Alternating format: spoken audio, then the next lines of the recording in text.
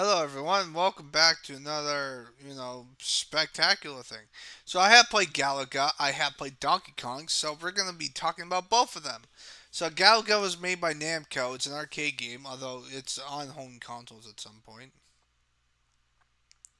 So we're gonna read it. So although of the classic of the early arcade eras, Galaga is especially a little more than Space Invaders clone. Yeah, no shit, Sherlock. Ships attack in waves, while a lone fighter must see them off with nothing but a twitchly reflexes and single fire button. Yet, in a few simple hops in the technology made for. Hold on, I gotta make sure I know where the hell I'm going.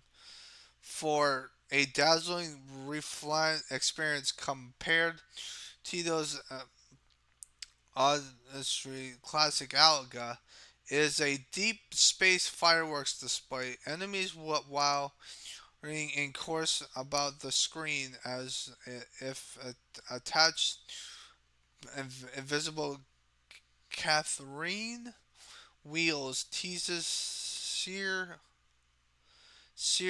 the air and the stars slip past in its gentle range of unlikely colors. Yes, it is very colorful. I remember playing Galaga a lot.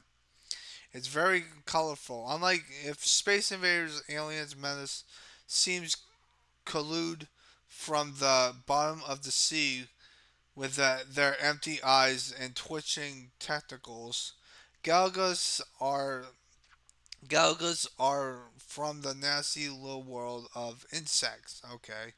Yes, buzzing wasps and dragonflies travel in larval and butterflies, and while Space Invaders meanies and inch progressively lower in slow back and forth descent that is easily to understand, even if you can be tricky to include.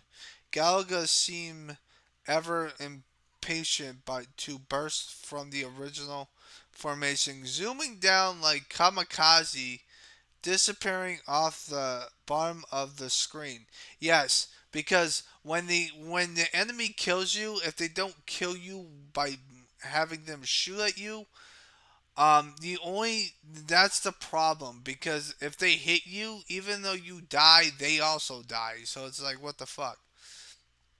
Disappearing off the bottom of the screen only to warp right back up to the top, looping in our view until the is focused to give an overstimulate panic, which is kind of interesting because when there's only one creature on the screen, the thing is the fact that even though there's one creature on the screen, that creature does not stay up on the top. It just keeps flying back down. And it has the same pattern if you figure it out.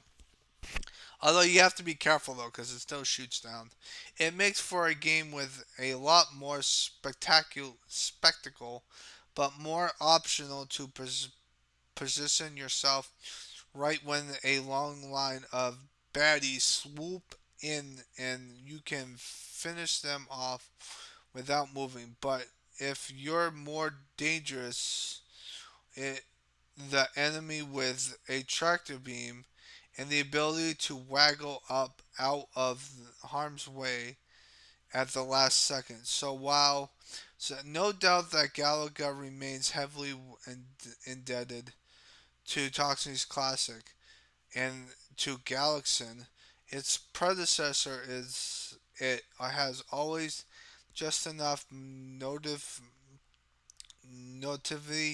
of its own to keep things fresh. It may been following templates then, but it wasn't afraid to abolish their rules. So the thing is about Galaga is the fact that if your ship gets fucking captured and the guy goes down and you kill him without shooting the ship because you can't blow up your own ship that got captured, you have doubled the ship. And I think that's really interesting on how they do it. I like Galaga. Galaga is like one of my favorite arcade games of all time. I can put probably like $15 into it and continue to play it. I love Galaga. It's a really good game. I just wish that I knew what the fuck I was doing during the game when I was playing it. So let's go with Donkey Kong. Donkey Kong is a classic. If you haven't played the original Donkey Kong, you've got some fucking issues. So it was released in 1981. So pretty much one of the more famous video game facts. Donkey Kong's awkward the title Crane game out of the Japanese English director. Which, by the way, this is the first game that we are reading that is from Nintendo. So this is where Nintendo comes into play. Because right now it's always been Namco, fucking Atari, all these arcade companies, so arcade game companies. So yeah, the game's soon to be legendary designer Shida Miyamoto wanted stylish symptoms for the phrase stubborn gorilla, and its choices would initially land Nintendo in hot water with movie studios over the rights to another Miss Gorilla. Its design, however, came straight from the future.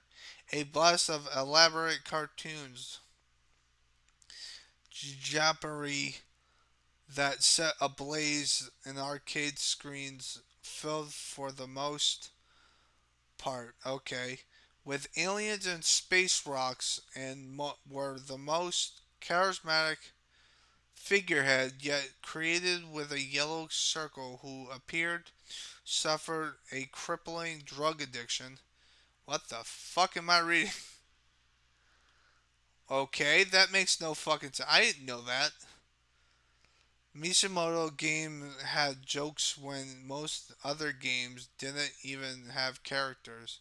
It had decent animations, sorry, when other games had shimmering blimps that just sort of wriggled around, and it introduced two characters who would make the gaming landscape for decades. They're still dominating the decades. Like fucking Donkey Kong Country, Donkey Kong's getting a new fucking game next year, this year. Or was it next year? I don't know. I've never. It's like Donkey Kong's still making new games. Mario's still making new games. Like it's an inevitable. Like the two biggest franchises of Nintendo, Donkey Kong and Mario, are still making video games, which is baffling the fuck out of me. But they're their flagship, and they will die on that hill if Nintendo goes bankrupt, which I don't think that's ever going to happen. To come in additional to Donkey Kong, where we're introduced to a carpenter named Jumpman, renamed Mario, and given a change. Yep, we'll be reading about Mario because I guarantee you there's going to be a lot of Mario games that are going to be in this book. He became a plumber. He was already doing what would later make him so famous, leaping from platform to platform and dodging obstacles in an endless quest to save Palul. She's not even in the game. Although she did came back in Mario Odyssey, I believe.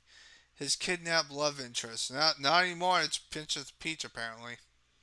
At first viewing, Nintendo's America's team were pretty much certain that would destroy their aligned diversions, but invisibly, the truth was that Donkey Kong would launch the toy maker into the global atmosphere. It may not be as character filled as Miyamoto's later games, and Mario at times has a mean glint in his eyes as he races after his accomplished Yoshi, which we're going to talk about Yoshi at some point.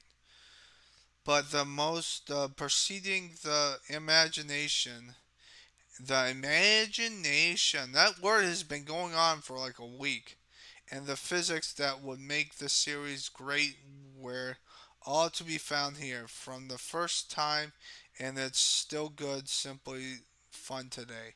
Yes, I would love to play that game.